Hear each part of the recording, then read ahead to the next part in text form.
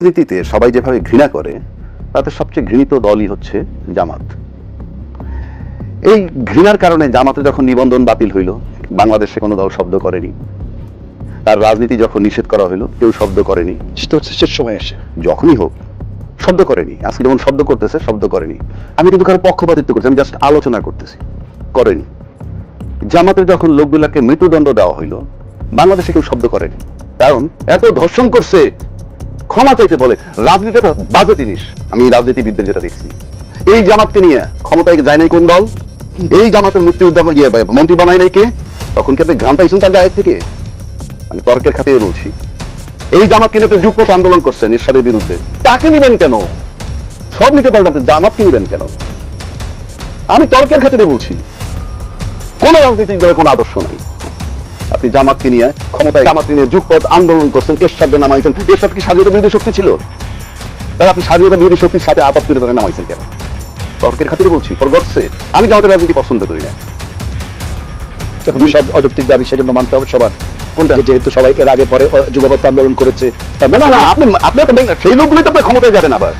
সেজন্য জামাতের যে কোনো অযৌক্তিক দাবি অযৌক্তিক দাবি কোথায়? এখন দাবি প্রশ্নটা আমি আসেনি এখনো। জি, আমি আসেন এইবার রাজনৈতিক দল নিষিদ্ধ। প্রতিপক্ষ লয়ার ডিটেইলস না ডিটেইলস দিচ্ছি না, আমি আপনার সাথে বিতর্ক করছি।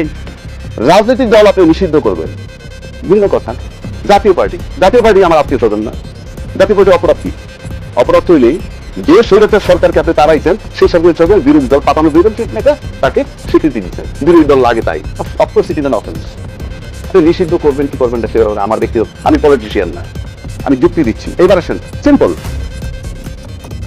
এই জুলাই যে সনদের আইনি ভিত্তি চাইছে জামাত। তারপর একটু মানে আপনি তার মানে বিষয়টা যদি একটু দর্শকের উদ্দেশ্য ক্লিয়ার করেন, যে নিষিদ্ধ তো আমরা বলছি দুই প্রক্রিয়ায়, নির্বাহী আদেশে আর আইনি প্রক্রিয়ায়। তাহলে কোন দিকে যাওয়া শ্রেয় বলে মনে করেন? না, আমি এই ব্যাপারে যাবেই না, কারণ আমি রাজনীতিবিদ না। আমি তাদেরকে উত্তর দিলাম, আপনারা কেন সাইলেন্ট ছিলেন? এই যে এখন বলতে আপনি তো জাতীয় পার্টির কার্যক্রম নিষিদ্ধ করা উচিত, সেই হিসাবে যে আওয়ামী লীগের কার্যক্রম নিষেধ করছে সরকার, যে বিচার না হওয়া পর্যন্ত। জাতীয় পার্টিও তো আপনি কার্যক্রম নিষিদ্ধ করতে পারেন। আমি প্রথম প্রশ্ন, রাজনীতিবিদরা দেশ নিয়ে ভাবে না তার দল নিয়ে ভাবে? দায়িত্বশীল ব্যক্তিরা বলতেছেন যে যারা পিয়ার চায় তারা কোনো আসন পাবে না বলে তাই চায় না। সেই দায়িত্বশীল যে ব্যক্তির পক্ষে বিপক্ষে আমি বলছি, ওনারাও একচ্ছত্র আধিপত্য নিলে ওনারা পিয়ার পদ্ধতি চাচ্ছে না। জামাত চাচ্ছে পিয়ার পদ্ধতি ইয়েতে যাওয়ার জন্য, কোনো সন্দেহ নাই। সেটা আসন বাড়ানোর জন্য, সেটার স্বার্থ দেখছে। আর যারা বিরোধিতা করতেছেন তারা নিরঙ্কুশ সংখ্যাগরিষ্ঠতা চায়। পাশাপাশি তারা বলে কি দুর্বল সরকার হয়। বাংলাদেশের সমস্ত সরকারগুলো সবল সরকার ছিল, যতগুলো নির্বাচিত সরকার ছিল, তাদের আমল নামাটা আপনি আনেন। সেটা পরে যাচ্ছি।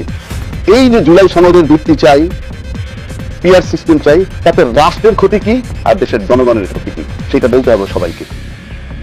জুলাই সনদের ভিত্তি কিসের ভিত্তিতে হবে? এরপরে এই পিয়ার সিস্টেমে রাষ্ট্রের ক্ষতি কি হয়, জনগণের ক্ষতি কি হয়, আমি নিশ্চিত করে আমি দায়িত্ব সহকারে বলতে পারি, দেশ, জনগণ এবং রাষ্ট্রের কোনো ক্ষতি হবে না। রাষ্ট্রের যে তাই ক্ষতি হয় না, সেটা যে রাজনীতিগুলো মানবে না তারা দেশের জন্য যোগ্য রাজনীতিবিদ না। এখন তারা ক্ষমতায় যাবে সেটা ভিন্ন। ভালো কি হয় আমার দরকার নাই, আমি আমার এটা নিয়ে আলোচনা করছি। পিয়ারে ক্ষতি হয় না এটা বলেন, পিয়ারে ভালো হয় কি বলতেছি তো। আচ্ছা, পিয়ারে তো বিরোধী দল হয়, সত্য বিরোধী দল হলে চেক অ্যান্ড ব্যালেন্স হয়। যারা বিরোধী দল চায় না তারা পিয়ার চায় না, আর জামাতের মতো দল তারা সিট পাবে না তাই পিয়ার চায়। তার মানে ঘুরে ফিরে সব দল রাষ্ট্রের ব্যাপারে একমত নয়, যার নিজের স্বার্থ নিয়ে গেছে। সবচেয়ে বেশি শক্ত বিরোধী দল থাকে না?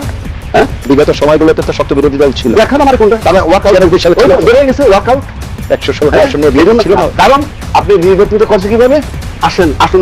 আসন ভাগাভাগি আর পিয়ারে খুব একটা তফাৎ নাই।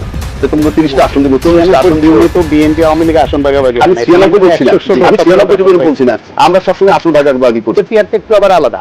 পিয়ার কিন্তু মিক্সড পদ্ধতি আছে, কান্ট্রি ওয়াইজ পদ্ধতি আছে, ডিস্ট্রিক্ট বেস পদ্ধতি আছে, নানান রকম নানান দেশে আছে।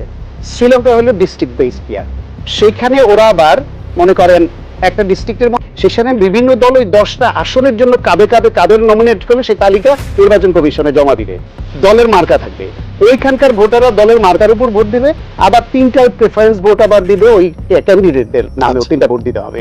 যে যেই মার্কার উপর দিল ওই দলের কোন 3 জনকে সেরা মনে করে সেই তাদের ভোট দিতে হবে। এইভাবে করে একটা দল 50% ভোট পেল, তাইলে সে 10টা আসন হলে 10 জনের 5 জন সে পায়।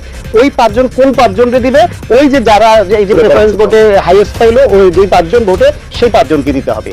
এখন বাংলাদেশের প্রেক্ষাপটে আপনি মনে করেন 300 আসন মার্কা দিল, মার্কা দেওয়ার পরে সেখানে আপনি 300 আসনে আপনি এরকম 300 ক্যান্ডিডেট বিএনপি দিল, 300 ক্যান্ডিডেট জামাত দিল। আমি শরীয়তপুরে 1 আসনের ভোটার, আমি বিএনপিকে ভোট দিতে চাই। বিএনপিতে আমার আসনে যে ক্যান্ডিডেট সে আমার পছন্দের ক্যান্ডিডেট, কিন্তু বিএনপি 300 আসনের এমপিদের মধ্যে বেশিরভাগই চেহারা আমার ভালো লাগছে না, এরা সুবিধার লোক না। কিন্তু আমি আবার আমার আসনে যে আমি পছন্দ করি, আমার আসনের ওই ক্যান্ডিডেটের কথা মাথায় রেখে আমার ধানের শীষে আমি ভোট দিচ্ছি এবং তার ভিত্তিতে হচ্ছে, অথচ আমার ভোটে তখন খারাপ লাগবে এগুলো দলের ওই নমিনেশন প্রক্রিয়ার কারণে।